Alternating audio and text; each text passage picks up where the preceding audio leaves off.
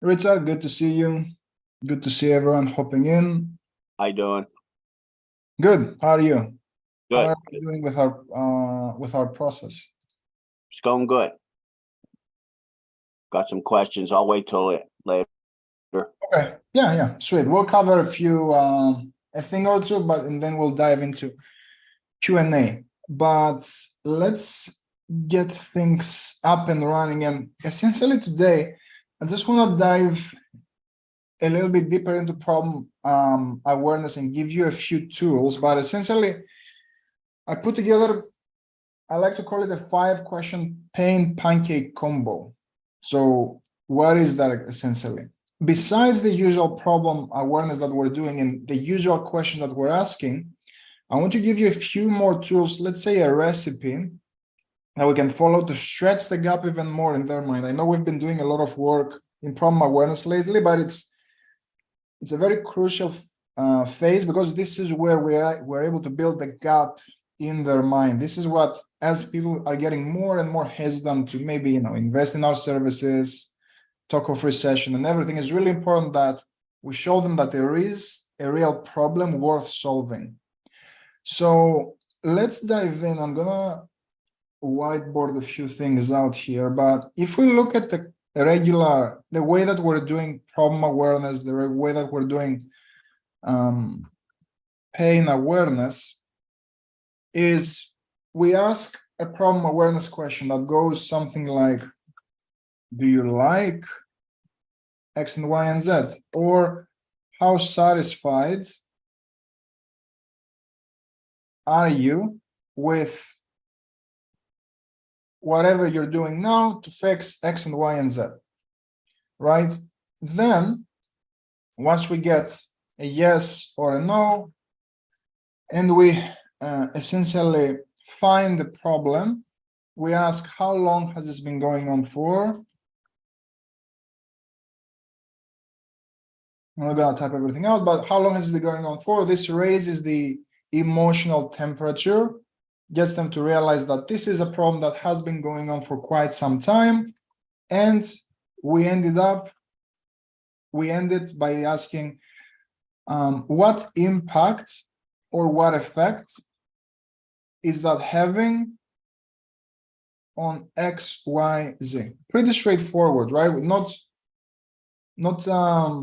any crazy changes here, but essentially, do you like? Yes, no. Essentially, after a few questions, we're gonna get to what they don't like and the problem, a symptom that they're seeing. How long has it been going on for? What kind of impact is that having on your current process? Now, where I want to dive into with what I don't want to happen, this is a better way of putting it. What I don't want to happen here is extract a problem that's not necessarily painful. Because at the end of the day, people will open up and they will say, yes, I want to lose weight. Yes, I want to get more calls booked. But is that the true problem that they're trying to solve? We don't know, right? And this is where what I call the 5-question pancake combo. I know it's a mouthful, but it's purposefully put together that way so it can stick in our mind. So once we find a problem and the impact that problem is having, we don't want to accept soft answers. What's a soft answer? A soft answer is, well, the team is not happy, or I'm not losing weight, or I want to make more commissions, I want to make more money. Like these things, these sentences describe a problem, but these mean different things to different people. Like these are very soft answers. It's not something that I can clearly see. Like if that problem, the team is not happy, right? Can I quantify it? Well, how happy are they? Are they about to go on depression medication, or it's just a minor nuisance, right? There's no quantity. I cannot quantify that problem. So this is where this essentially question stack comes in. And once I start understanding the impact, this is where I need to start putting measurements, like getting some measurements around that impact. And what I want to do here, and I want to ask is, how do you measure it? Why am I asking that? Because I don't want to ask for a metric that's irrelevant for them. Right? This is important. The metric that they care about has to come from them. I don't want to make assumptions based on the impact that they're telling me and the metric that, because they may measure success through different ways. When it comes to someone, I don't know, getting in the best shape of their life. Well, for someone, it might be, for me, it may be gain muscle, right? For someone else, it might be lose weight. Revenue-wise, some might care to get to 7 figures in revenue, but someone else might care to get in 6 figures in profit. These are vastly different metrics, but if I jump on with a question and just ask about revenue, they might not care about revenue. So what I'll do is I'll build a gap that is not in their mind. It's a gap that I've set where it won't resonate with them. Everyone with me so far? Cool. So that metric has to come from them. Other questions that I can ask, instead of how do you measure it exactly, how do you measure that your team is not happy? How do you measure, you want to get in better shape? Like, what's the measurement that we're optimizing here for? Other ways is, how does it exactly show up in your day-to-day though? If it's something that's in the clouds problem, how does it show up in your day-to-day process? A third question is, when we're talking about more soft issues where it's not necessarily only about revenue, or it's not necessarily about losing weight, but it's something more intangible, I can ask, okay, but when you can't, let's say, lose weight, or when you can't increase the team's performance, then what happens? And from that tiny mini consequence question, a lot of people will say, well, when, let's say, when the team is unhappy, we're getting less referrals. Okay, that's interesting, right? Referrals is something that I can put numbers behind. So now I have measurable outcomes that I can stretch the gap off of. Even for when it comes to Richard, for pain, right? Like, yeah, doctor, I'm in pain. When I go to bend, I cannot bend, I cannot do this, I cannot do that. Okay, but when you can't bend down when you're working, then what happens? Well, if it's a taxing day, I have to take the day off. Okay, but how is that impacting you though? Well, I can only take 20 days off, otherwise it's unpaid. Oops. Now we have something tangible, right? Like, if he takes more than 20 days off in 6 months, or I don't know what, I'm starting to put real tangible measurements behind that. Everyone clear on the first question? It's really important to know what metric am I trying to get out of them, so I can build a really nice gap that they care for. It comes from them. Number 2, pretty straightforward. What is it now? What is that metric like right now? Like, if it's a revenue, what's your current revenue now that we speak? What's your current weight? What's your team size if they want to hire more team members? Simple. I'm not going to spend a lot of time here. What's more important is, so who will tell me, I guess, what comes afterwards? Let's brainstorm a little bit. Like, I have the metric, I have what is it now, like the metric that they care about, what is it now? Who can tell me the next question that I will ask? And you can type it out, unmute yourselves, just shout it out, it's all good. What's my next question that I have to ask, so I can start building the gap? What would be question number 3 here? Okay. Rational question. No, I'm not gonna get to rationale there. What do you want it to be? We're almost there, Andrew. How is it impacting? No, we've gone through the impact. So you'll do the impact question earlier on, and then we'll dive into the metrics. What caused it? No, not yet. What caused it? So what I wanna, Andrew was the closest one here, but I want to be careful. It's not just about where do I want it to be. It's if you had a better way of solving this problem that we unpacked here, where could that be? So I'm starting to inject mechanisms here. And I'm gonna unpack what that means exactly. But let me plug in the third question here. So what would you like it to be if you had a better way of tracking your calories? If you didn't have to take medications all the time to fix it? What would you like it to be if you had a predictable lead generation system?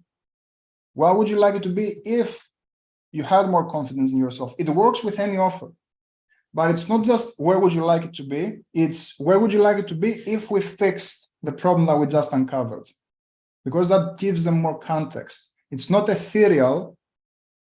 It's not up in the air. Right now I'm making 0. I want to make 5 million a month. No. So if you had a more predictable lead generation systems in place, so you're not sitting there with an empty calendar, where could it be? Or where do we need it to be? Can you see how more specific the question becomes? So I'm going to get a more specific answer there. 4.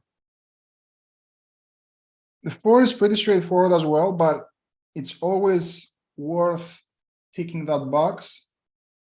It's what's the value of the difference?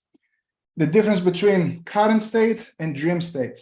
Now, it doesn't always have to come. Sometimes it will be very obvious, right? How much are you making? 10,000 a month. Okay, so if you knew how to sell in a better way, how much do you feel you could be? Well, at least 20,000. Okay, so we want to add 10,000. That's how I tick that box. If it's just that simple, I'm not gonna ask, okay, so what's the value of the difference there? I'm just gonna say, okay, so we need to add 10,000 to your monthly revenue.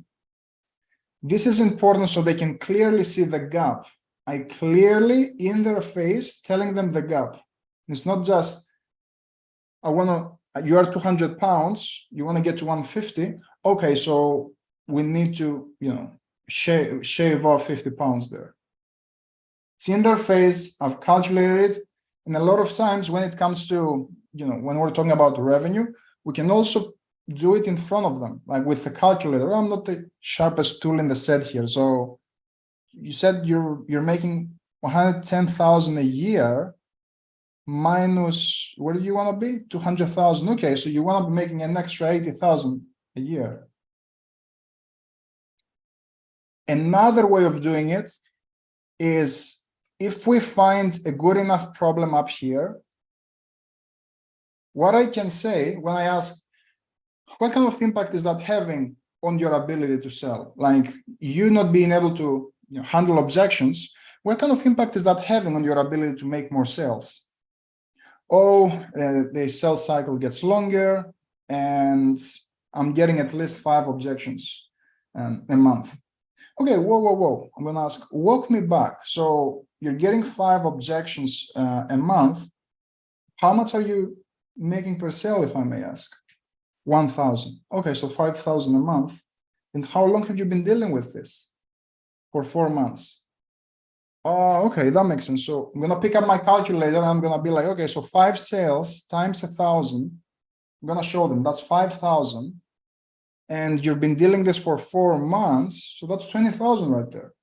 I'm going to pause. It's in their face. It's the moment of truth. Now it's not, I cannot deal with objections. Now it's, I'm actively missing out 20,000 every 4 months because I don't have that ability. Can you see how much more concrete that is? I don't know how to handle objections. I'm missing out 20,000 because I don't know how to deal with objections. Everyone with me? Cool. And this can go as deep. It doesn't only, you don't even only have to sell money to be able to do that. When I'm talking about revenue generating activities, it can be around losing weight, and we can probe and clarify up to a certain point of they're missing out on time by being overweight. They're missing out on energy. Like if they had more energy, where do they feel they would be in terms of their day-to-day life, in terms of the time what they spend with their family, a lot of things. And the last piece there, like the fifth question, that's where I want to intensify it even more, because typically a problem doesn't change unless we do something about it. So I want to extrapolate it. What is the value over time, over a reasonable amount of time? I want to make it. So what is the value of that gap over time, over 2 to 3 years, depending on what we're selling? It could be over the year. So when I'm selling sales coaching, I always say, okay, so right now you're missing out on 5,000 a month because you don't know how to answer to objections. So times 12 for the year, what is that? 5 times 12. Okay, so that's 60,000 that we're leaving on the table here. I show them. Do you want to change that? Oh yeah. It's not a 5,000 thing. It's a 60,000 thing over the year. And it's not even 60,000 because they're not going to change industries next year, right? So what are we talking about? So 3 years, over 3 years, you're going to miss out on 6 times 3, 180,000. So to put everything in a box, essentially, once I'm able to pick out the impact, the effect, what's causing the surface level problem, I have to be able to quantify it with this combo. Get the measurement, the unit of measurement that they use in their mind. Get a specific, where is it now? Where could it be if they were able to start fixing that problem? What's the value of the exact difference between the 2 points in the gap, where we put the gap in their face and we intensify the gap over time, over the year, over 2 years? If we're selling something more long-term, like for example, solar, well, they're not going to stay in their house like for a couple of years, right? We can do it over 10 years. Okay, so over 10 years, you're going to pay 50,000 to the electric company. Are you okay just paying all of that along with the rate hikes? Questions, concerns, doubtful points about what we covered? I've got a question, Chris. Please. In that first question, and could you clarify, are you how do you determine which one of those you're asking, or are you asking all 3 of them? In the first question of the 5 pain pancake combo. Yeah. Oh yeah. You're not asking all of them. I'm just giving you different variations. Okay. So I can ask, okay, but how do you measure? We want to grow the business. Yeah, but how do you measure it? What's success like? Or if I find a specific problem, well, since I was young, I have a slow metabolism, I know it. Okay, but how does it show up in your day-to-day though? Well, I ate 2 meals less and I'm still not losing weight. Okay. So now that you cannot, how long has this been going on for? For, I don't know, for 2 years now. Okay, so you haven't been able to lose weight for a couple of years. Like, how does it show up for you? What are the ramifications of that? Well, I feel very low energy. Still, I can probe low energy. That means different things to different people. Can you give me an example when you say low energy? Well, I go to my job, I go back home and I have no energy to play with the kids. Now we're working with something.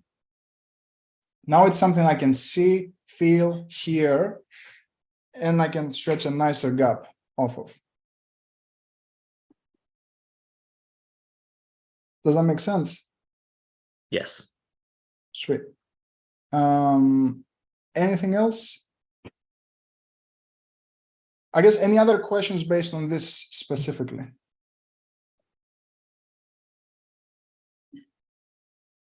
Cool. So let's open the floor to more questions, concerns, and anything else you're working on.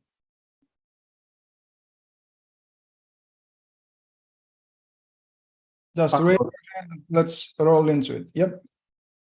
Richard.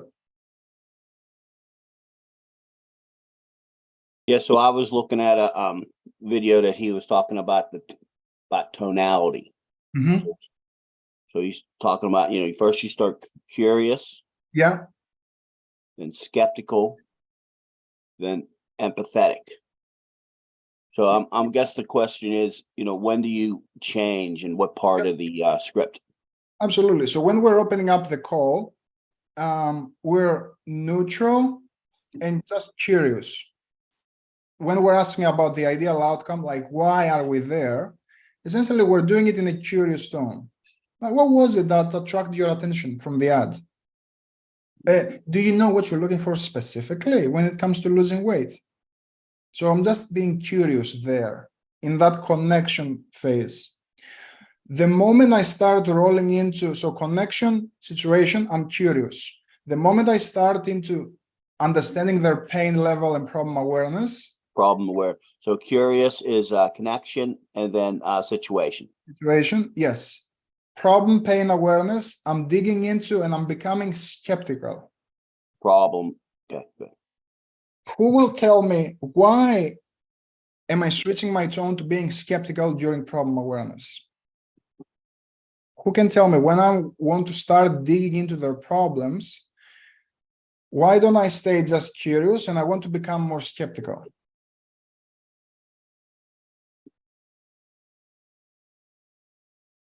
I guess to challenge them a little bit, Why? Why do I want to challenge them? to build the gap.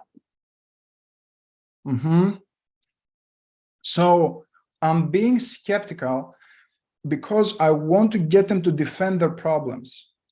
When I'm defending something, I own it. So I cannot, if I'm skeptical, I cannot blame the neighbor. When I'm skeptical, the person that I'm asking the question to cannot blame the neighbor, cannot blame the market. He has to prove to me, he has to come back and start defending his problem and why he has to solve it. And this is where I can start. I'm not doing takeaway selling, but my tone starts to become a little bit more skeptical. Like, what type of impact is that having on you, though? So I'm trying to act like it doesn't sound like it's too much of a big deal. And what are they going to do? They're going to go in and try to save their own problem, right? They try to defend it. No, it is a big deal because this is happening. Okay, but how do you exactly measure that, though? Well, the weight on the scale.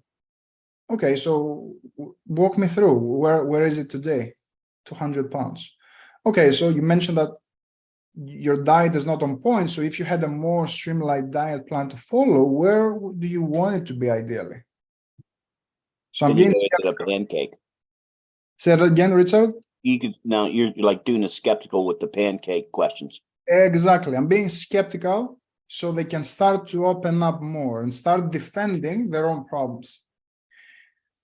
Empathy, I start to become a little bit softer towards solution awareness. And this is where we can inject things like tactical vulnerability if they're not opening up, because I want them to talk about their dreams. So I go from a skeptical point of tonality to a little bit more upbeat and a little bit more neutral but encouraging. Okay, so let's say we're able to sit down with you and empathetic. We sit down with you, we give you the right tools so you can start losing weight. What would that do for you, being able to lose those 50 pounds? Okay, so you'll be able to fit in your jeans, and like walk me through, like you're looking at the mirror, like pulling up your old jeans, they fit like a glove. How does it feel? So I'm being much more upbeat so I can hype them up a little bit so they can open up. Then in consequence, I'm sounding more concerned. Consequences, concern. Yeah, I'm sounding concerned because I don't want them to get defensive. Well, what happens if you don't do something about this though, and this keeps going on? No. Well, what happens if you don't make the right dietary changes? The weight stays on and you keep having that low energy and you're not able to invest time with the family for the next, 2, 4, even 6 months now. But what will happen then? Have you considered the possible ramifications of you doing nothing? Concerned and empathetic, so I can allow them to open up, to really dig into their situation. All right, good. I thought it was the first, second, and third. I thought it was that way. Yeah, sweet. Now you gotta work on the tone level. Yes. Yep. Yeah, let's start working and bring it together once you work on it, and let's role play also. Yes. Thank you, sir. Absolutely. Ali,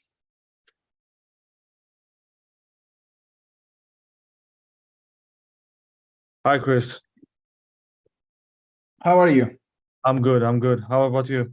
Good. Where are you working? Yeah, so I got some sales this week, and some of them went through finance option. You know how finance option works. They Yeah. have to apply and pre-qualify and everything. So how can I, speak in a way that make them do it faster, apply and everything? Look into financing. Yeah, finance option. Yeah. How does it work, the finance option, like with your company?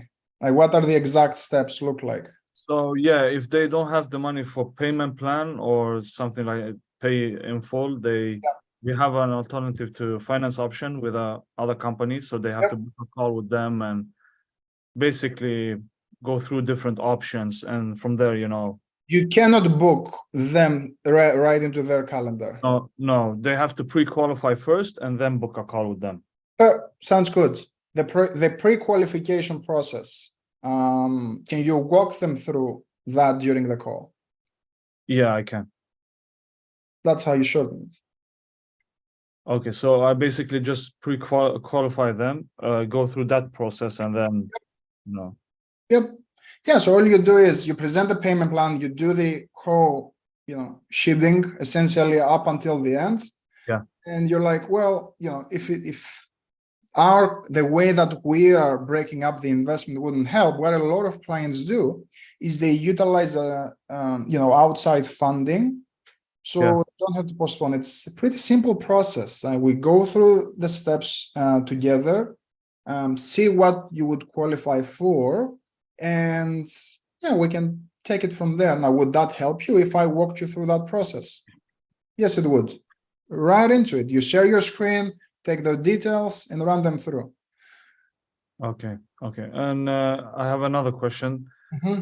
I got an objection. So I present the price, and they say, I really want to do this, but I have to attract money, or I have to pray to get the money. So I don't know how to handle that objection. Yeah, like how would you handle it, I guess? So, or how did you handle it? So what I said, okay, so yeah, that's not a problem. So let's say that we had the money. Would you go through the program and get the necessary skills to XYZ goal? They say yeah. So yeah, okay. So what other avenues do you have to get the fund, get the investments so you can start? And they say no, I don't have. So I say okay. So can I make a suggestion? Mm-hmm. and then I present, for example, the finance option, but they still is like, no, I have to attract it or something like that. Yeah, so what does that tell you? It's a fear objection, fear money objection. Right, so you handle it as a fair money objection. And do I do some reframes around that, or? Yeah, so I just don't want you to buy into what they're saying too much into it, right? Because at the end of the day, it's a smokescreen.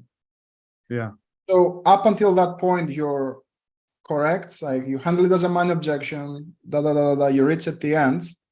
And no, I just want to wait to attract, the money, or I want to ask God if he wants me to do it. Okay, may I ask, what's behind that? And just in case I can help, since I'm here. Just that. You cannot buffers like, well, I can understand where you're coming from because it can be quite an investment, but besides waiting for God to show you the way, I guess what other avenues would you have to get the funding so you don't have to postpone getting the right skills so you can X and Y and Z? Now, let's say you get resistance, right? Like, even if they stick around to that, let me pray on it, let me, see what God will send my way.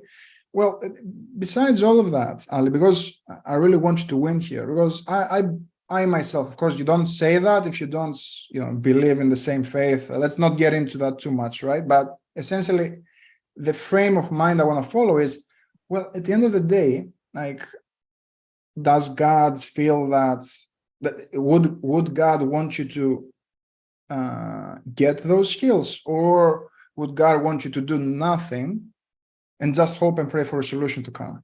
And be real with me, like, we're on the same team, we're both ex-religion. No, I mean, God would want me to, go after my dreams. Why though? Why would God, want you to go after your dreams? Oh, because I'm going to help people, I will do this, I will do that, blah, blah, blah. Okay, so I guess in your mind, like, if God would want you to move forward, like, which direction would God support you more in? Which path would he support you when you actually take action and you do the best you can, so you can come up with the funding to achieve what you want to achieve? Or just would you prefer just to sit and for you to just sit and pray and hope that a solution comes? Like, which path would God want you to take?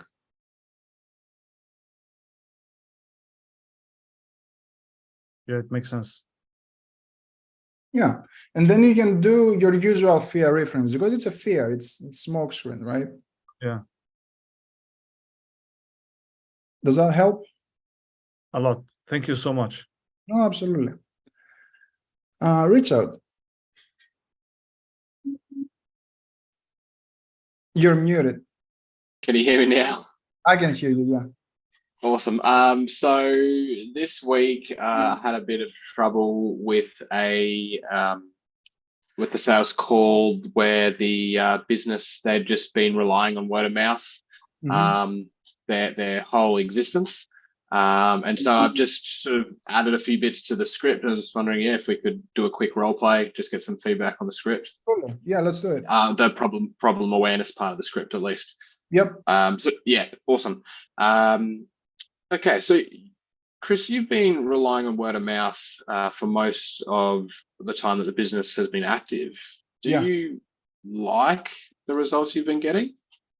Yeah, I mean, that's how we've been getting business since forever. Okay, so what do you like about it? Oh, it's we get good quality people because they're from referrals, and they turn into repeat business as well. They're very loyal customers, so yeah, it's great. Okay, well, it sounds to me like things are going fairly well, with the word of mouth. Is there anything about the results that you would change if you could? Let's pause and just give you the results. It's a little bit vague. Okay. At that point, And essentially, it's one, it's vague, and two, essentially, you're telling them, dude, I want you to tell me that I want more results. Mhm. That's what you're telling them with that question, right? Because you're giving them only one path. Okay.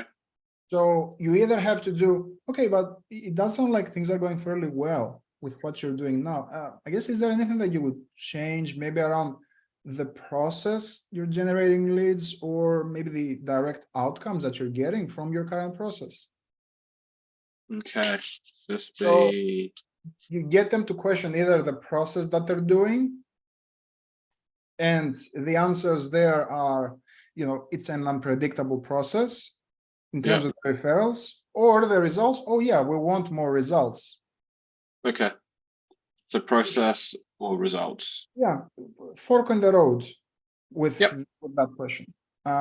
If you want to direct them even more, which if you keep them, if you see that they're very closed off, what you can do is, it does sound like things are going fairly well for you. Is there anything that you would do maybe around the number of new clients you're getting, or maybe the I don't know, the quality of the clients, if you could?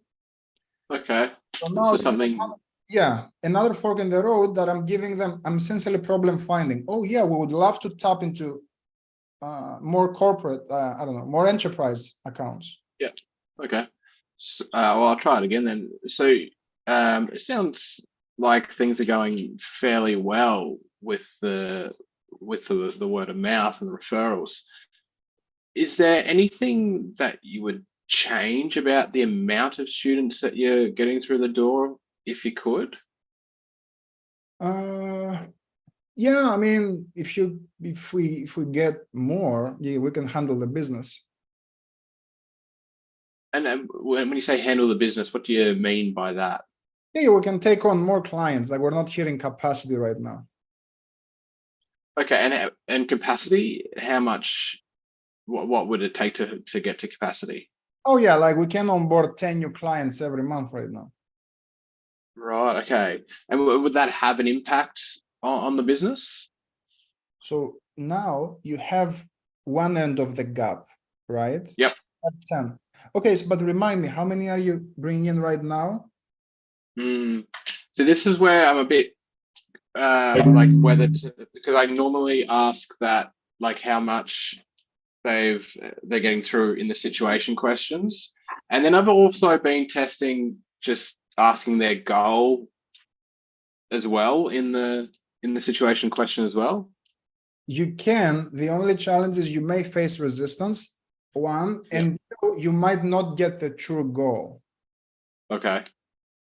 right? Like they may give you, oh, what's your goal in the next 6 months? Oh yeah, I mean, double the business. Yeah. Sure, but it doesn't mean Yeah. much. So if I'd ask, and is that the same with the situation where they're at now, as far as how many students are getting through the door? Yes, if this is the metric that they value, right? That's why with me, in terms of capacity, you had it right there. So I want 10 new students. Okay, then how many do you have right now on a monthly basis? 2. Okay. Okay, how long have you been at that rate? Like 2 a month? Yes. Okay. Awesome. Are you with Okay. me? Yes. So it Yeah, sounds that like makes sense. you had untapped capacity by 8 students for 4 months now. Like, what kind of impact is that having in your ability to grow? Right. That's awesome. Much more juice from the same orange, right? Yeah. Yeah. So going, yeah. So I was going on the wrong end of the impact. It was more the solution awareness that is where you'd asked about that. Okay, awesome. Yeah, because you asked the impact here, but it's not going to land as much if you ask the impact essentially here. You ask it here, where you've raised the emotional temperature more. Awesome.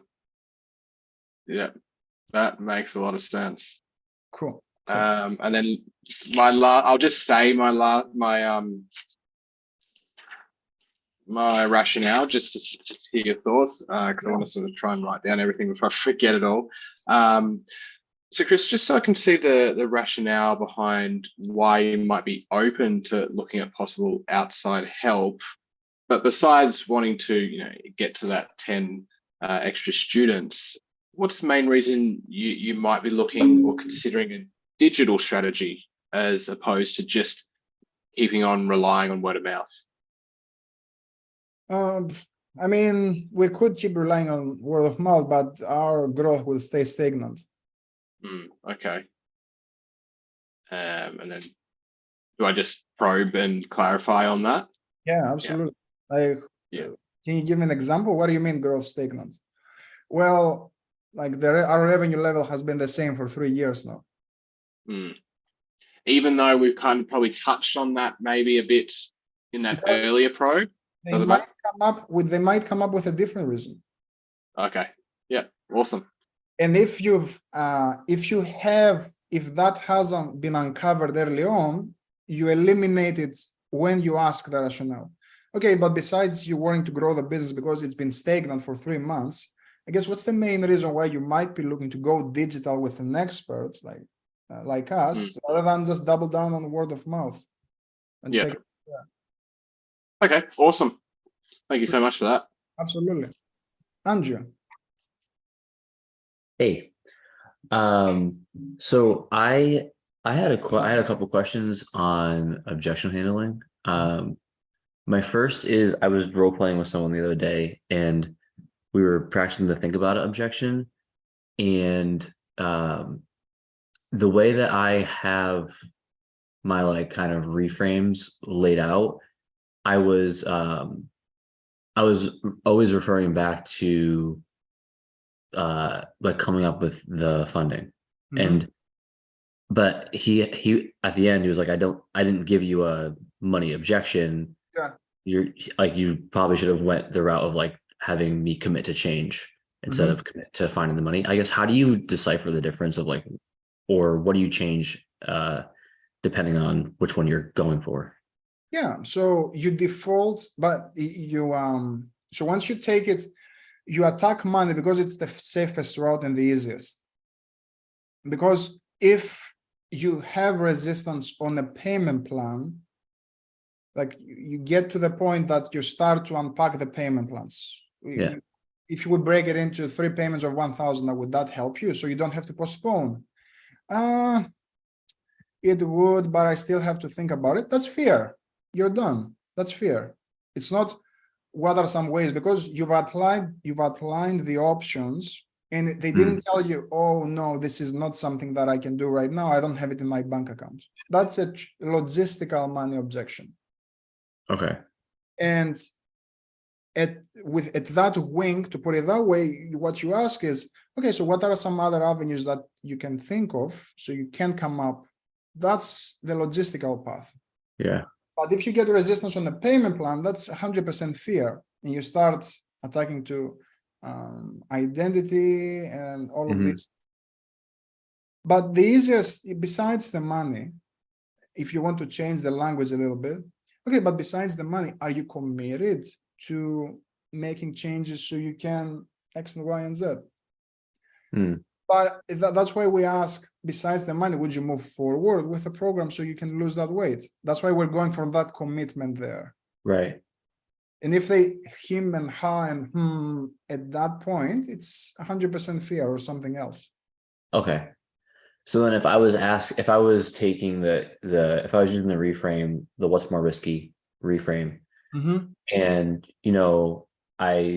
what's more risky to do nothing, maybe invest in something that's cheaper and you might not get results, or is it more risky? And I would normally say to come up with the investment. I wouldn't say that. I would say, is it more risky to commit to making a change? Or I guess how it doesn't. In that case, the commitment to change, you're not going to go towards cheaper. What you'll do is, and when you think about it, objections, don't just jump into the risky, jump into the, okay, but that's not a problem. But how long have you been, I want to think about it. How long have you been thinking about making a change in the first place so you can lose weight? 3 months. Okay, so if you've been wanting to lose weight for 3 months, what do you feel you've missed out on in terms of quality of life, energy, if anything? oh yeah, I've missed out on this, I've missed out on that, or I missed out on a little bit of this. Okay, so in your mind, like, which is more risky?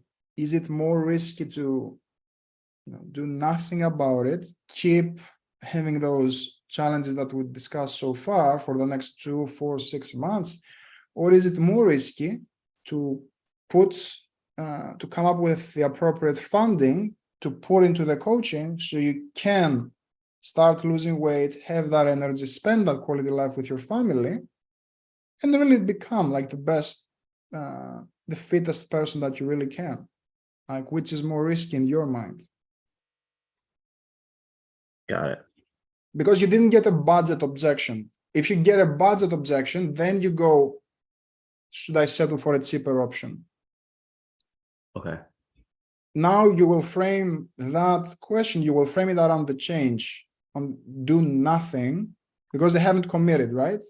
When you don't commit, you don't do anything. So which is more risky? Do absolutely nothing, keep the weight on, keep following those ineffective workouts, weight stays on, out of breath, this for the next 2, 4, 6 months, or all the rest. Okay. That makes sense. That was helpful. I have them backwards. Like I have, when I was practicing, I had things backwards. Like I feel like the first one I went to was like the first reframe I used was like another consequence question. But I don't feel like that made sense in when I was doing it. So I think that was better to go. Yeah, that uses the language, especially when you think about it. That's easy because you're reframing it. Yeah, I just want to think about it. You're using the language. That's not a problem. But how long have you been thinking about making a change so you can lose weight? So it goes from I'm thinking about your thing to thinking about making a change so you can lose weight. Okay. So you're using the language, and it's much more powerful to do it that way. They realized what they've missed out on, but not making a change. And now you hit them with the risky, and then you can harp consequence. Which is more risky? No, it's more risky to, stay. It's more risky to, stay exactly where I am. What happens if you do though? What happens if you don't make a change? The weight stays on. This happens in the next 2, 4, even 6 months. Oh yeah, I will do this. I will keep adding weight. I will keep on this. I will keep on that. Okay, well, are you willing to settle for that if you didn't have to? No, why not? Okay, so what do you feel you need to do to put yourself in the best possible position so you can show up as the person that you'd like for you, for your family, for the person that you want to see in the mirror? Got it. Cool.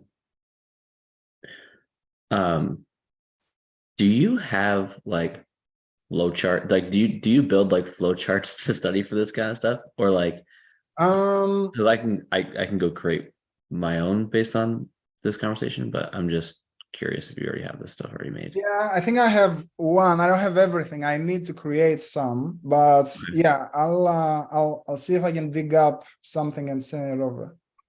Okay, thanks. Cool. Who's next?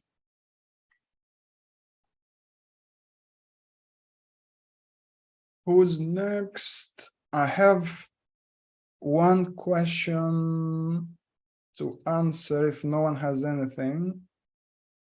Well, if no one's got anything, I got a couple of questions. Yeah, let's do it. So I've been kind of going through like Matt's recorded calls and his like objection handling matrix. Mm-hmm. So I guess my first question is, in his objection handling matrix, when it comes to fear objections, it basically goes reframe 1, reframe 2, reframe 3. Yep. I'm wondering if you could just kind of clarify like exactly what a reframe is and how you would use reframes to handle a fear objection. Yeah, from what you're selling, remind me, around, it's roofing, right? No, so I sell pest control. Pest control, my bad. Yeah. So in the pest control, you're not gonna attack it with Matt's reframes, because Matt's reframes are more geared around coaching, consulting, right? When it comes to the identity and all that stuff. In your scenario, what's most powerful is the risky reframe, and I'll walk you through what the reframe is, but the risky and asking consequence questions. That's why it's super important. What we went through today, it's super important, so you can prevent those objections from happening in the first place. So if you build a nice gap in their mind, there are no objections other than logistical money objections. Now, when we say a reframe, the reframe essentially, when a person says something, and in any conversation, there is a frame of mind that they're in. It's their current beliefs. It's where is the focus? Where is their focus on? So reframe, what I'm attempting to do is shift their perspective from the one that they have to the one that at the end of the day benefits me and them, essentially buying my services, right? How I'm able to do that, like the vehicle of delivering that perspective shift, it can come through stories, it can come from consequence pain, or it can come from gain. Okay. What do I mean by that? Stories, we're using, you say stories, analogies, metaphors to show them that, essentially the impact of change. And when we're talking about reframing through pain, it's the consequence. Like what happens if they don't make a change? Right? What happens if they don't take care of the termite issue? Keeps eating away at the roof, and the problem gets bigger. That hole gets larger in the next 2, 4, 6 months. Right. And this is where you cannot, because I'll tell you, these termites, whatever they eat, they don't go back and rebuild it, just so you know, right? It's not getting any better. I'll tell you that. So have you considered what happens if you don't make a change and the termites keep eating away at the woodwork, etc., etc.? Right. So that's scenario number 2. Scenario number 3 is, through gain. The gain, in the sense, your situation is more around pain focused, because they're going to end up with completely damaged roof or attic or whatever they have. But through gain is essentially shifting their perspective from the price to the outcome that they want. And that's what we want to do consistently throughout the call. Gotcha. Okay. And how we do it is everything that we literally say is to shift their perspective towards their outcomes. That's why in our money objection handling, besides the money, would you do it? Yes. That's why we're asking why, because we want to shift their perspective back to the outcomes that they will get by investing on our thing. Right. Yeah. So that whole results-oriented thinking rather than price-oriented. Yep, 100%. That makes a lot of sense. And then the other question I had is, I was listening to one of Matt's calls, and he said to the customer he was talking to, I'm really good at placing tie downs early on in the call, which you've already agreed to. And essentially he was saying that really helps overcome objections later on down the road. So I was hoping to kind of help me understand what tie downs are, how to use them, and where to place them, I guess. Yeah, the tie down is any form of objection prevention that you do. So in your case, if I want to prevent the time objection, and I'm gonna pull it out of my behind, right? But let's say someone says, well, we don't have the time for something like this. If you want to prevent that, you can ask, and just so you're aware, Sarah, our technicians, for them to come in, it does take at least 3 to 5 hours a day for the next week. Now, in some cases, we're able to do it a little bit quicker, but is that something that you can put into your schedule so you can get rid of the termites once and for all? Okay. This happens before I ever present. This happens early on, after I unveil the problem and around the solution awareness phase. Gotcha. Okay. That's a tie down. And once you are, they will say, oh yeah, I mean, if it's not a Monday, we can make it happen. Okay, so Tuesday, Wednesday, Thursday, you're going to have the time for the technicians to come in, to make the fixes. Oh yeah, for sure. Perfect. That's a tie down. You've tied down the money, the time objection. Gotcha. So that way later on, if they're like, oh, I just don't really have the time for that, how would you go back and reference the tie down if they're basically saying, well, no, I can't do that, You even though don't. they already You don't. You shouldn't. Because they're gonna realize that you're using what they said against them. Right, that would be bad. The reason we're doing the tie down is for that not to happen. If it does happen, you have to treat it as an objection. Because if you go back, well, you just told me that you have the time, you're screwed. Pardon the French. Totally fine. I absolutely Because understand. that's where they will raise a wall of resistance, and they will say, yeah, but my blah blah blah blah blah, and you will go nowhere. Okay. Because it's like you're having a discussion, side by side, and if we've done our job right, we're side by side. And suddenly you ask them, well, you just told me that you had the time and and now you're adversaries. Right. Right. So we still need to keep using the language. You will handle it as a time objection, but yeah, because I would hate for your termites to destroy, what happens if, you don't do something about this though? And Gotcha. this and this and this. Okay. All right. Yeah, that makes a lot more sense. And then I just had one more quick question because I've been trying to essentially like figure out the flow of my script so that I can like put it into play. And a lot of the time when I go to a customer's house, they haven't really done anything about the problem yet. So of course the whole situation phase is to basically find out what they're doing now, how long they've been doing it, if they're liking it, that kind of stuff. So if I'm like, what are you doing about your termite issue now? And they go, oh, well, we haven't really done anything. Is it particularly important to continue delving into the situation questions, or do I move on to the next phase at that point? How long, that's where you probe on the problem, not the process. Okay. So how long have you realized that you had those termites? Okay. 2 months. Okay, and I guess, is there a reason that you've decided not to do something about it so far? That's your situation. Gotcha. Okay. Excellent. Well, that's all the questions I got right now. Thank you so much for your insight. I really appreciate it. Absolutely. Let's keep it up. Who else? Any other questions?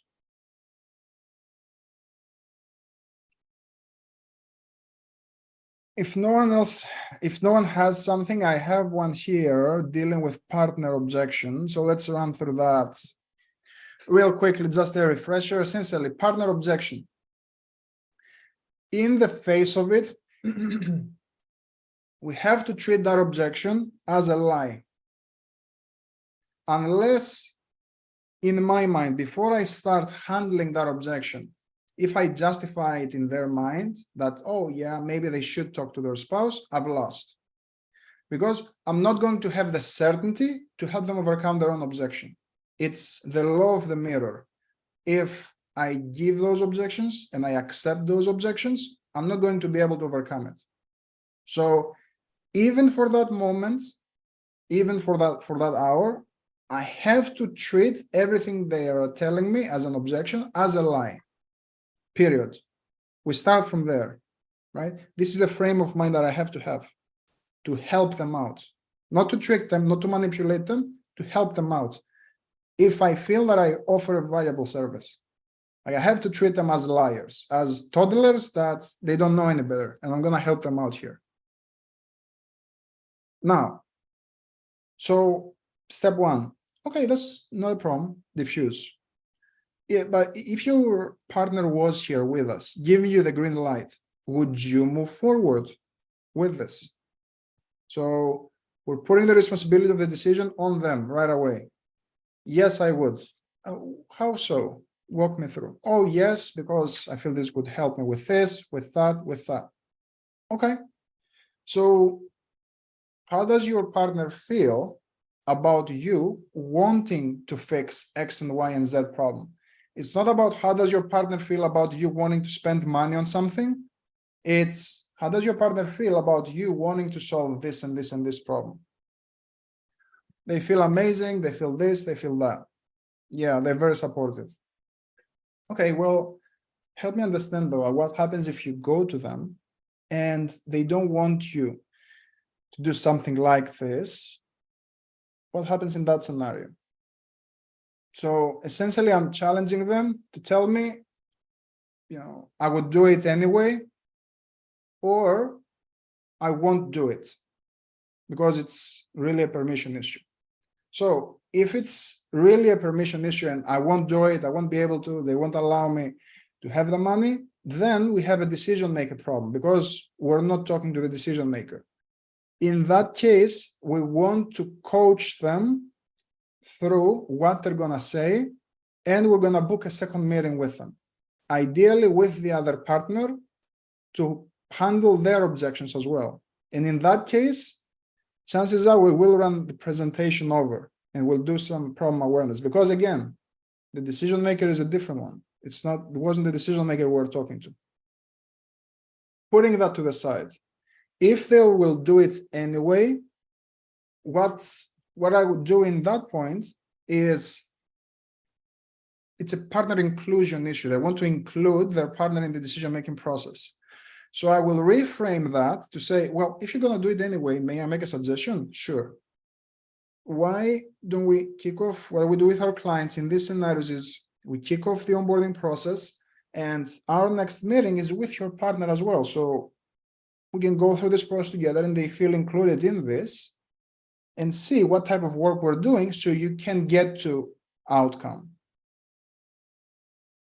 So now we've included the partner, which is what they wanted, but we've included them once we got that commitment, because we're looking for commitment from them, not from their partner. Does that make sense? Now, if around this phase we have friction and they're not going along, we can start using reframes. And one powerful one is I can simply say, it makes sense that you want to run everything, by your spouse. But I guess, have you heard of the phrase, heavy is the head that wears the crown? Yes, no. Well, heavy is the head that wears the crown. It's not because of the weight of the gold or the jewels. It's because of the weight of the responsibility, right? Right. Because as providers, it's our responsibility to really step up, make those tough decisions so we can create the future we want for our families. So from your point of view, do you feel that it's fair for your spouse just to remove all that weight from that responsibility and put them on their heads, since they don't have the proper context and they don't know the challenges you're going through? Well, no, it's not fair. Okay, so what do you feel you need to do to put you and your family all together in the best possible position so you can get to the outcomes that you want? That's essentially how you reframe that. Another reframe, and this is offer dependent, right? It depends on what we're selling. But if we're selling, let's say, Andrew is a good example, weight loss. I'm going to ask them, well, after I receive friction, so I'm going to go through all that. And well, is your husband going to go through, the program with you, losing weight, counting calories, and joining the calls as well? No. Okay, well, every time that you're gonna, go to the gym or buy the right groceries so you can lose weight, are you gonna ask your husband's permission, if I may ask here? No, I'm not. Okay, well, whose responsibility is it really to, put in the right level of work so they can see the outcomes that they want in life? No, it's mine. Where should we go from here? So essentially, that's getting them to understand that it's a silly objection. And why it might come up there, it's the money. At the end of the day, it's all about the money. And then we treat it as a money objection. Simple enough. I've got a question on it. Yeah. One of the, I don't know which question in terms of numbers this was that you asked, but you basically asked like, how does your husband feel? For me, it'd be husband. How does your husband feel about, in my case, I would normally ask, how does your husband feel about you, having these extra 30 pounds and having low energy and low Yeah. confidence? And what I always get is, oh, he loves me anyways. So I definitely need a better way, I think, to ask that. So I'm curious as to your thoughts of like how I would ask that so that it's not, they Yeah, don't go that route. it's because you're making it around what the husband sees, not how they feel. Women feel, right? So how would your husband feel about you feeling a little bit stressed and not satisfied with your body for the last 2 years now? Well, Okay. he's supportive. Yeah, but how would he feel if you were to step up and put yourself in the best position possible to lose that weight so you can have more energy, spend more time with him like you want? Oh, he would love it. Okay, that makes sense. So if you're not getting from the pain, go to the gain. If you're not getting what you want from the pain, you can go towards the gain. But with the pain, again, I don't want to make it around what the husband sees, because that's why you're getting a husband-related answer. It's, well, how does your husband feel about you feeling a little bit closed off and shy and not wanting to I don't know, take your clothes off during intercourse, whatever. I'm just pulling things out of my behind. But it's about their feelings. It's not about what the husband says. Yeah, because he's gonna love me anyway. Yeah, I get it, of course, and I would want him to love you regardless. But how does he feel about you feeling a little bit, not as confident and not showing up as powerfully as you could? Oh, he would want me to show up, and blah blah blah blah. Okay. Got it. Thanks. That was helpful. I was definitely missing that part about connecting it back to the person I'm talking to. Yeah. It's how they, especially with women, it's all about, and men, I'm not, anything, but especially them, it's how they feel. The husband is just an accomplice in this scenario. Got it. Cool. Awesome. Anything else before we go, gents? Yeah, I've actually got one more quick question. So obviously you were just talking about the partner objection, and that if they really need to talk to their partner, you'd kind of coach them in, how they should speak to their partner. Yeah. I was wondering if you could kind of go through like how I would coach a customer to speak to their partner about the issue. Yeah, it really depends on what, when it comes to what you're selling, how I would do it is, first, I don't want to give them all the answers. I'm gonna ask them, well, how do you feel you can resolve that so you can talk your husband into fixing, your attic, so you doesn't destroy your full, attic there. Well, I'm gonna tell him about this, about that. I'm gonna tell him about how you bring builders in, and you're gonna do this, and you're gonna do that. You're gonna pay attention to the language that they use, if they're using product-focused language and not problem-focused. And this is where the coaching comes in. If they keep using, well, I'm gonna tell him that you guys want 5,000 to fix this, and you bring in 5 technicians. Yeah, and Sarah, may I make a suggestion? Sure. It might be worth unpacking for your husband also that this has been going on for 2 months, and you have right now this large hole here, and in the next 4 months, it's gonna twice the size, and maybe it's gonna start dripping. This will happen, that will happen, and all of these things. Do you feel that it would be worth communicating to him around those challenges as well? Oh yeah, for sure. And that's how essentially you add any information that that you can around the problem. That's how you coach them through. And also, you want to get an understanding, especially for what you're selling. What was your timeline in the next day or two to talk with your partner to see if this is something that you guys want to do, so you can fix X and Y and Z? Gotcha.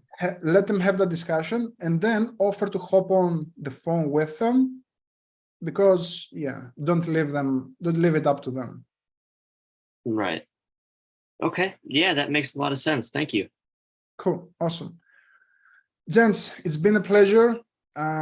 Good stuff here. Keep me updated if there's anything I can help with in between. Otherwise, I'll see you on the next one. Awesome. Cheers. Sounds good.